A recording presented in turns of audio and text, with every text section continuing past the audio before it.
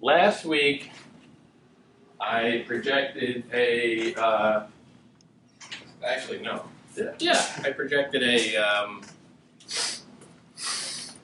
paragraph up here that was meant to demonstrate how to write a body paragraph. And I kept it very simple. I tried to show in very strict form how to put a body paragraph together that would get a passing grade on, well, you know, midterms and papers and stuff like that. Today I want to go over how the same basic structure can be identified in a somewhat more sophisticated form. So I wrote a paragraph out that was intentionally a little bit longer, a little bit more detailed, that still works on the same function. And what I want you guys to focus on is seeing that similar structure, that similar mechanism at play. Because all of this is essentially the same exercise of argument. And being able to see it in multiple forms and recognize when those pieces of the puzzle are included and when they're lacking, that's a big part of what we do here. That's a big part of the value of literature and the study of literature in a very general sense. I'll get to that. Okay. Very generic,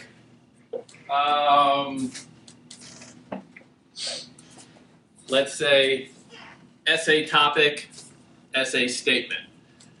Medieval literature often shows cultures struggling to adapt to change. Kind of like last week where I took that original prompt and tried to break it up into an actual essay introduction. You can do the same with here by just taking out some of the elements. Cultures often struggle to adapt to change, period. We can see this in medieval literature, period.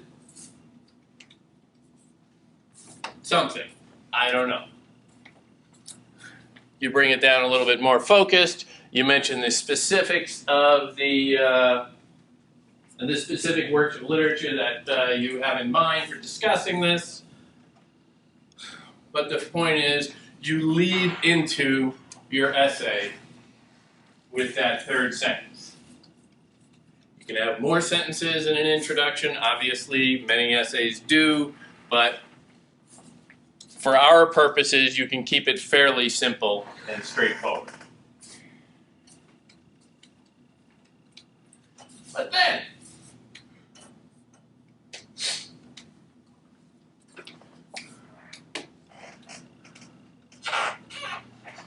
taking any large topic,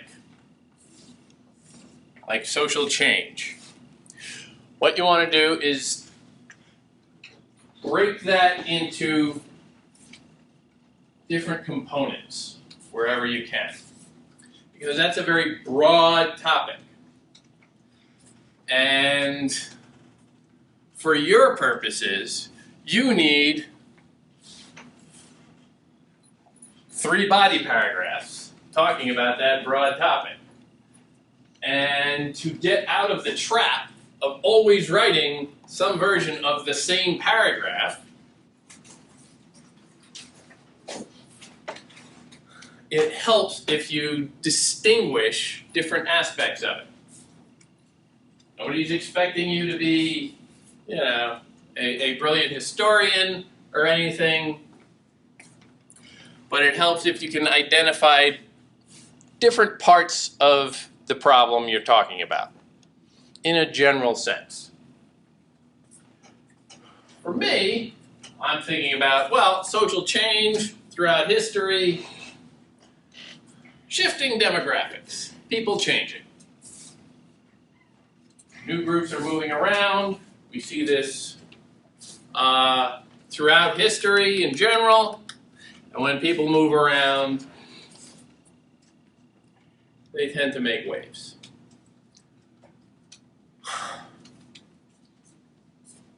Shifting demographics can be seen in the blending of native and migrant, pagan and Christian influences in medieval literature.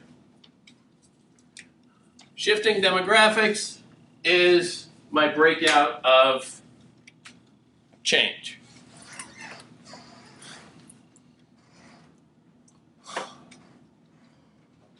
It can be as specific as you want. This is fairly vague, but it doesn't need, since this is not a history class, it doesn't need to be, excruciatingly annotated. Shifting demographics can be seen in the blending of native and migrant, pagan and Christian influences in medieval literature. This means whenever I have specifics laid out like that, particularly anything that could be considered a list, this means I will be dealing with this in what's ahead. This is the first sentence. This is your statement. Statement, evidence, explanation. Everything you say in your statement is a contract with your reader. Say it in that first sentence, you have to address it after that. Say it in the introduction, you have to address it after that. Otherwise, your reader sees that up there and stores that information away in the back of their head, and they keep reading. And they think, oh, I don't see anything about like pagan and Christian, native and migrant. You're what? Because they're thinking, they're anticipating, they're trying to go along with you, and you said you'd be going over there, but now you're going over here.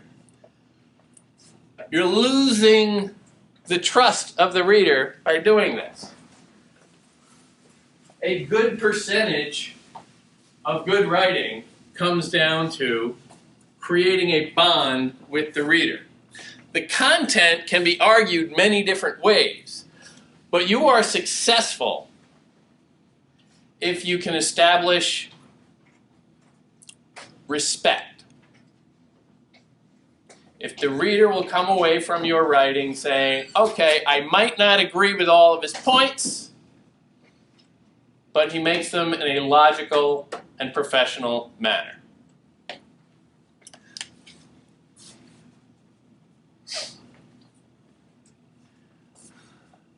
And I wind it all up, that first sentence,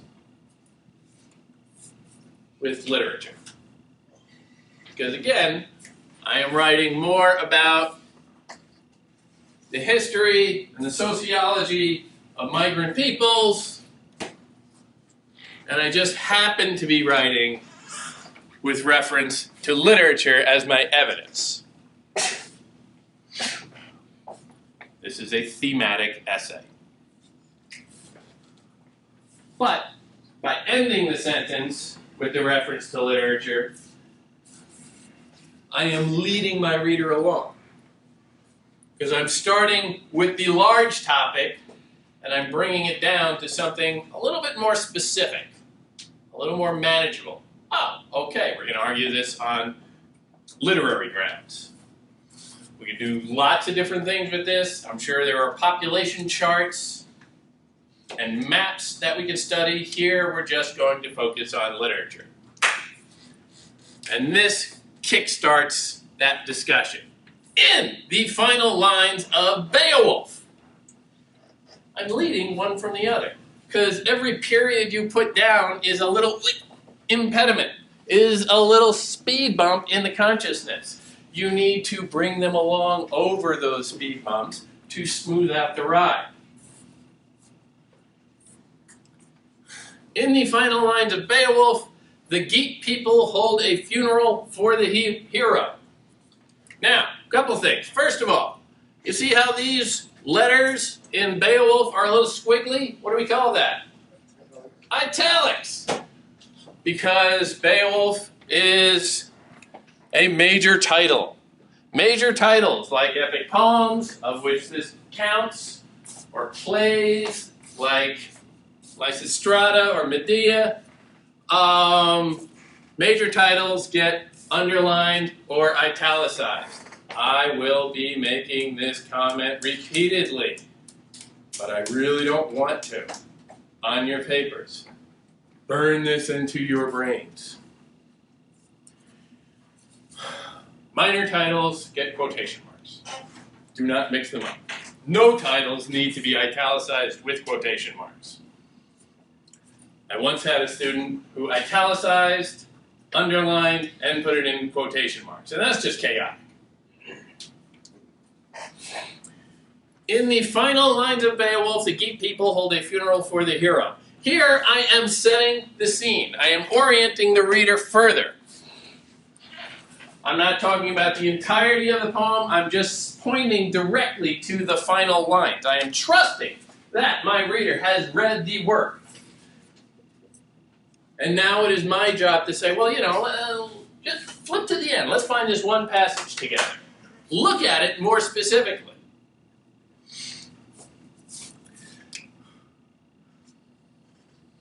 But I help point out the scene. Like anything, if you're trying to talk to someone, you don't make that talk excruciating. You trust that they know the poem, but you help them a little bit along. If you say, well, in the final lines of Beowulf, and then you just start quoting the lines, the context might be a little bit behind them. It's like, oh yeah, the final lines, I know that one, Be helpful. Point out, well, yes, there's the final lines of Beowulf, and as we all remember, they were holding a funeral. Point these things out. At Beowulf's specific request, notice, no italics, no underline, because we're talking about the character now. At Beowulf's specific request, the traditional burial mound is built large enough to function as a landmark, comma, one quote that sailors could see from far away. Close quote, parentheses, title, comma, page number. End parentheses, period. Citation always goes inside the sentence. This is another comment I would love to not have to make on your papers, but I will.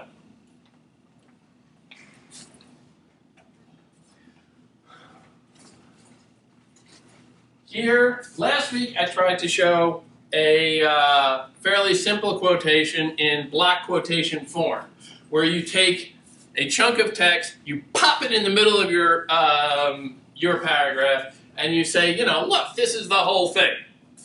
And then you see that coming, and I don't know about you, but my eyes scan over the page before I even start reading, and I see that block quotation like, oh, okay, that's coming up. And I might not even read the whole block quotation, because I'm thinking, well, I read this already. I'll get a general sense of, oh yeah, that part. Here, I'm going a little step beyond that. Here, I am demonstrating that I have fully digested and processed this portion of the poem. So much so that having digested it, I can now exude part of it. A very specific part. I am taking it all in and now recouching it in my own terms. It's all my sentence. If you took away the quotation marks, it would sound like one continuous sentence. At Beowulf's specific request, the traditional burial mound is built large enough to function as a landmark, one that sailors could see from far away. Period. This is sophisticated. This is me having the confidence to say, I can step in and be the voice. Ah! I can step in and be the voice of, not the poet, but of the poem itself, and point out specifically what my problem, or what I'm supposed to be paying attention to here. Sorry. Well, now all my things might be a little bit straight.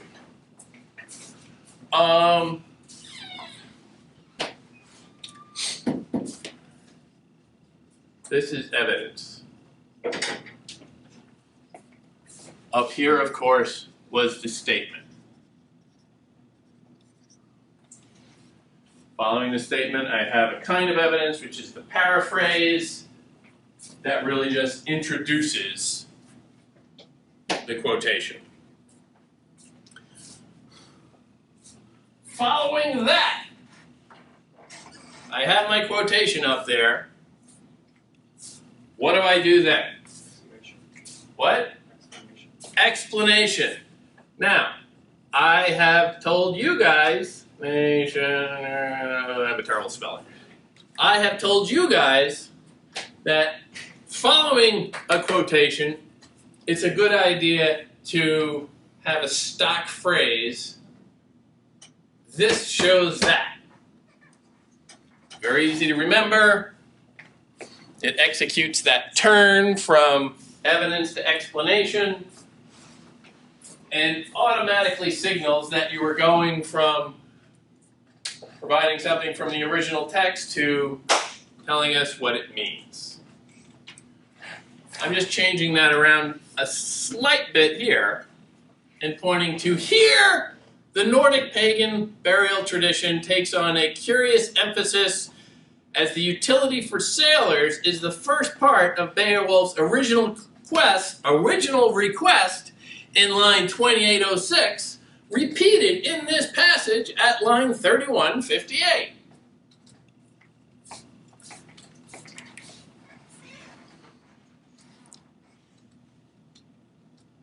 This is pointing out a couple of things. First of all, I'm starting out here very specifically because this is referencing where I just came from. You've just read the quotation, you're not sure what that means, so you direct your reader to look more deliberately at that piece of evidence. That's what we're here to do. We're here to analyze the evidence, figure out what it means.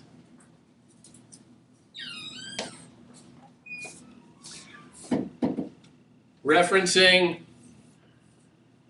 previous iterations of this request, does a couple of things. A couple of, fairly simple things from your perspective. It demonstrates that you didn't just read this one line. You can remember that, well, yeah, this was kind of repeated because he said it in one place and then it was repeated in another.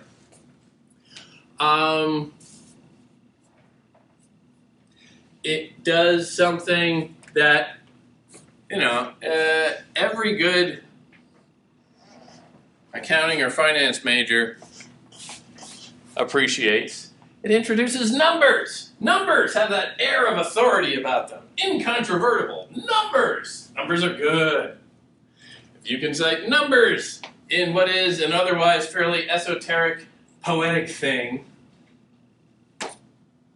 numbers make you seem legitimate.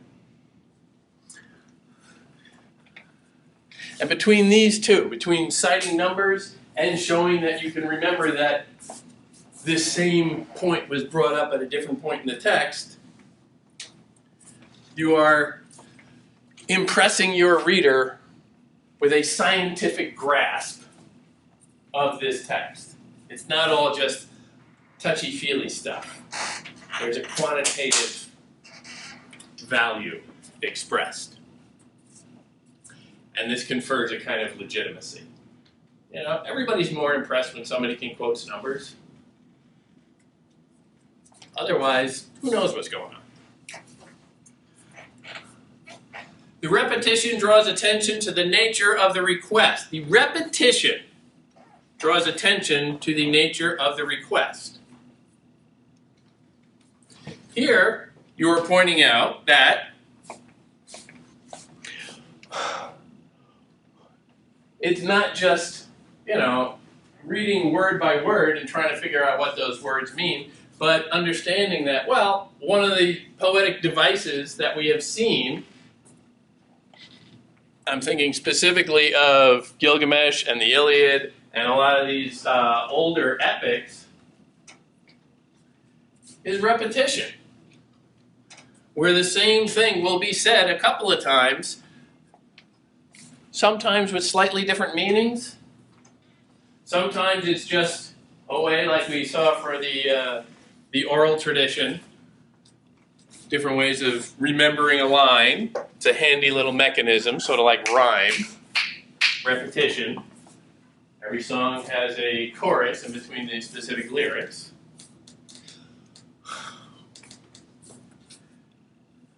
But it's applying basic literary analysis to your central thesis. You are trying to interpret a piece of literature, so you are using the tools available to you, and pointing out repetition is one of them.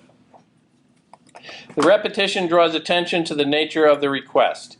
Here, the motivation for the size of the mound is shifted from the customary emphasis on pagan fame and glory to a Christian ethic of service. The landmark is explicitly intended to guide sailors into port. Those sailors can arguably be seen as the Germanic migrants coming to England in those tumultuous centuries at the end of the first millennium. Now here I'm really just kind of fleshing this idea out and trying to tie a few things back together. But notice how, and here my lines are completely chaos, so I apologize for that. I'm trying to get back to my central thesis. The whole purpose of this essay is not literature. The purpose is history, more than anything. Demonstrating how the history takes shape and is recorded in literature. So, having started with history and gone into the literature, I need to start finding my way back out of that specific example to build up the infrastructure of my idea of what I have to say about the history.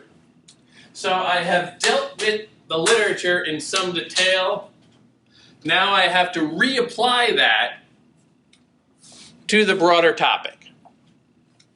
Because I know that every time I write something,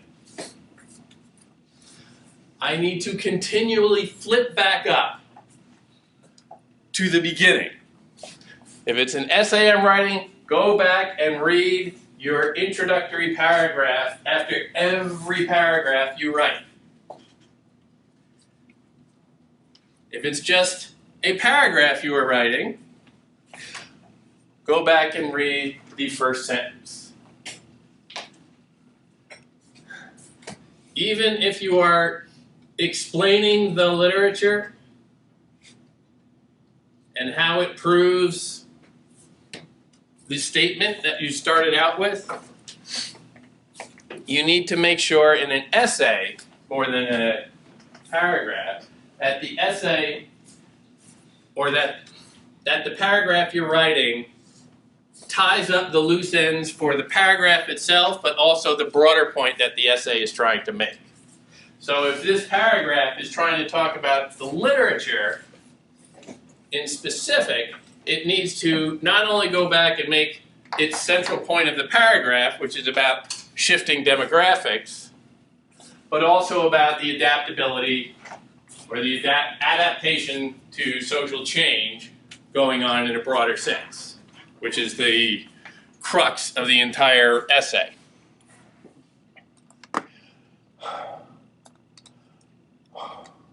More interesting, however, is the Christianizing context of Beowulf's function as a guide even after death. The burial mound of is both recognizably pagan in its celebration of worldly fame and iconically Christian with its symbol of a savior serving mankind after death. So now here I am specifically referencing pagan and Christian because I did it up at the beginning. Native and migrant, pagan and Christian. So I addressed native and migrant in Germanic migrants. Now I have to address pagan and Christian right under there. I'm tying up all the loose ends that I promised I would address. If I didn't, my reader would lose faith in me, because I say I'm going to talk about something and then I completely change the topic and move on.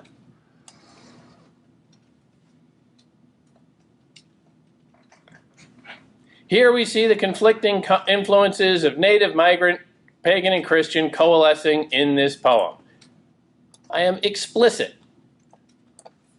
Having made this promise to address this, I now close this circle and point out exactly what this paragraph promised it would address. But that is not enough. I need to go back and make the broader point of the essay. This is an example of literature's function to help society adapt to the shifting demographics of social change. What does that sound familiar? The very beginning. Shifting demographics can be seen in the blending of native and migrant, pagan and Christian influences in medieval literature. I am just completing the circle.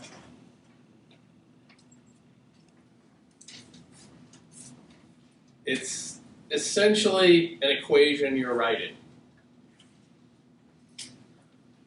You're just looking to fill in the variables as you go along, but once you do, you have to show at the end that you have done your work.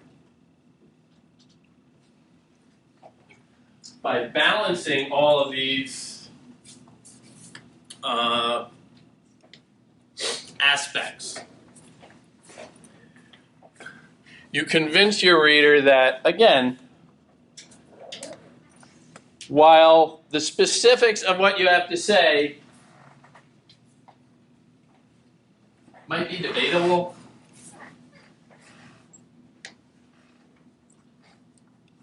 the form in which you say it is worth considering. The act of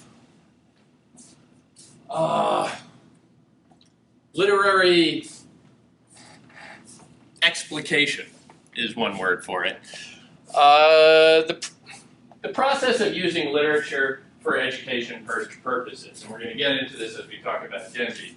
The process of doing literary study in school is as old as school itself. And it has relatively little to do with what the literature is actually about. The first universities in Europe, from where we get in this country pretty much the model of our modern universities, were begun by the church, Catholic Church, and largely focused on the studying of classical Greek and Roman pagan literature, because they understood that the ability to organize this information, the ability to go through literary arguments, is in many ways more valuable than the actual content of what they were writing about. Catholic Church was really no fan of, Greek and Roman religion. But they put that aside because they recognize that in order to train the mind to be able to interpret, to be able to take in new information, to be able to objectify something,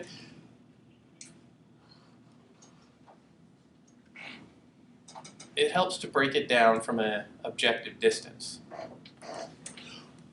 You don't have to read Beowulf or Genji to be an educated person. But it helps tremendously if you can practice reading and making sense of these texts. Finding the subtleties, finding the contradictions, finding those little hypocrisies that are always fun. Being able to do that means you can interpret more than just that. It's not about the content. It's about being able to look at the world around you and construct a coherent interpretation of your reality. These books just give us one means of doing that. You can do it in many different forums, but it's all essentially the same skill. Looking at something that at first doesn't make sense, but if you go about it methodically and communicate that you are going about this methodically, people can start to develop among themselves a shared vision of the universe.